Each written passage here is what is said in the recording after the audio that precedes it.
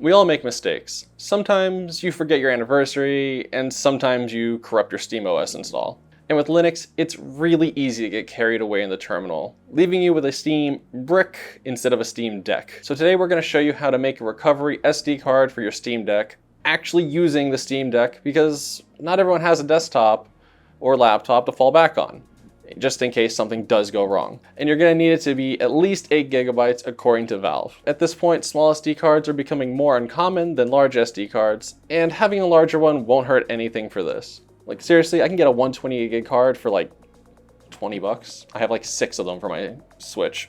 So first things first, you're gonna get your Steam Deck into desktop mode by going into power options and selecting desktop mode. So right now I'm using the Steam Deck with a dongle so that we can screen capture, and I'm gonna use a mouse and keyboard for this. So you just hit your Steam button, or in my case, I just click on the Steam option down at the bottom. You go to power, and you go to switch to desktop. Again, you don't have to use a mouse and keyboard, but you really should.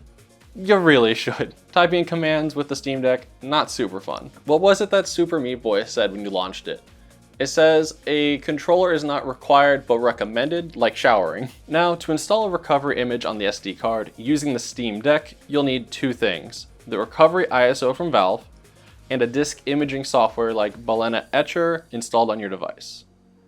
The recovery image is easy. You just Google Steam Deck recovery image or use the link in the description. You accept the terms and get the download started in the background. Now you'll need to set a system password.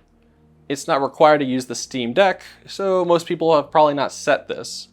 So you just go over to the quick settings, which is right here, and then go to user and change the password there. Top secret password time. The KDE wallet is a password manager that you'll probably not use if you're just using a Steam Deck. Feel free to change that if you want to use it, but honestly, I've never used KDE wallet ever. So once that password is set, we need to download a software through the Arch system.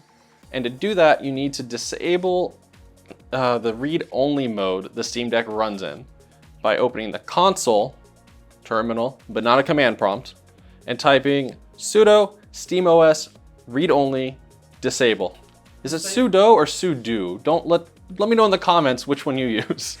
We trust you've received the usual lecture from the local system administrator. Isn't that great? That's amazing. Think before you type. Seriously, think before you type. With great power comes great responsibility. Uncle Ben. So, it'll ask you for that password you just made, and then it'll give you a whole rundown about, if you should really be doing this. By the way, once you've disabled read-only mode, don't just go in typing in whatever command you see on the internet. Because if you do, you might need that recovery image because you're gonna break something. Then you just type in sudo pacman-key-init to 2 dashes. Okay, it's 2 dashes. Make sure you do that. To initialize the Pacman ring. Then sudo pacman-key-populate archlinux to populate it. Come on, buddy, you can do it. I really should have read through the guide so I knew what I was doing instead of just trusting Gab. It's fine. It's fine. I let Gab tell me what to do on Linux. This is a weird week. So now we're ready to install Balena Etcher. So then you type in sudo pacman-S Balena-Etcher. It's going to ask you to proceed. You type in Y.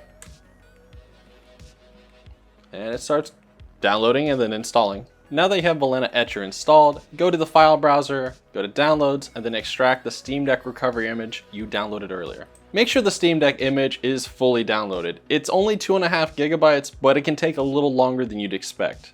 Gab kept trying to do this when the file wasn't completely done, and unsurprisingly, it didn't work. Wow. Now this extraction will take a little bit longer than you'd expect again. And there's no progress bar really. It's just that little bouncing Pong super breakout bar. So the only real way you know that it's working is kind of hovering over and seeing the file size go up. Bigger number is more better. 7.2 gigs? How the? It went from 3.6 to 7, it doubled. So from there, you're gonna go ahead and open Balena Etcher like you would on Windows. You can literally just hit the Windows key and type it in. Then you go ahead and select the Steam Deck image that you just extracted. So you're gonna go ahead and click on Downloads. Then you're gonna click on Steam Deck Recovery 4.img. It's a 7 gigabyte file. You're gonna select your target for your slaughter. Everything on that drive is gonna see the sunrise at 9 p.m. So make sure anything you have on there that you care about has been transferred literally anywhere else. Not on the Steam Deck itself, literally anywhere else, because it's going away. Then you click on Flash. Because our drive is so big, it's going to prompt you for this, thinking that it's actually an internal drive. So you're gonna click yes, I'm sure, but only if you're actually sure. Type in your super elite password, and it starts flashing. This will take a little bit of time too. Nobody said this was quick, so, you know, get a cup of coffee or something. Now we have our coffee, and we have a finished SD card that's now loaded up with the SteamOS recovery image. If you wanted to use Windows for all of this, all you need to do is download the recovery image like we just did, and then use Balena Etcher or Rufus to image the SD card like you would on Linux, but that's no fun. Installing an exe and then clicking flash would be boring. There's no terminal. If you installed a new SSD on your Steam Deck, it will boot directly into the BIOS if there is no operating system currently on it, just like a desktop would. But if you're trying to recover your device, you may need to manually force it into the BIOS by holding the volume down button and turning the deck on. Well, that's how that works. So we're gonna go ahead and load into the BIOS to show you guys how to do it. Shh, no more tears now. Only dreams. Yeah, that shuts off pretty quickly when you hold down the power button like you're not supposed to. So now we're gonna hold down the volume button, press the power button. Which is funny enough how I hack into the switch. Volume down power, and then it goes into hacker mode. Yeah. We did it, we're in the BIOS. The only reason why you're gonna see all of these other things is because we have a dongle hooked up. But if you're doing this directly on the deck, you're not gonna see half of this. So once we're in the BIOS, we're gonna select the recovery SD card that we just made. So after you select the SD card in the BIOS, you're gonna be greeted with a very long wait time for it to finally boot in. Now don't be afraid and don't restart the device. It just takes a hot minute to get into the new SD card.